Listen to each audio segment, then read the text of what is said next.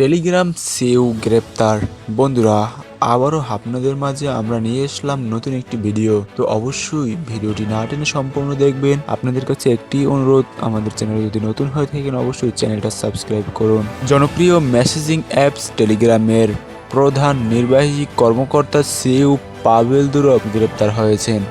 শনিবার 24 আগস্ট রাতে ফ্রান্সের রাজধানী প্যারিসের একটি বিমানবন্দর থেকে পুলিশ তাকে গ্রেপ্তার করে। রোববার 25 আগস্ট বিবিসির এক প্রতিবেদনে এ তথ্য জানানো হয়েছে। বিবিসি জানিয়েছে, ফরাসি পুলিশ টেলিগ্রামের সিইওকে প্যারিসের উত্তরে একটি বিমানবন্দর থেকে গ্রেপ্তার করেছে।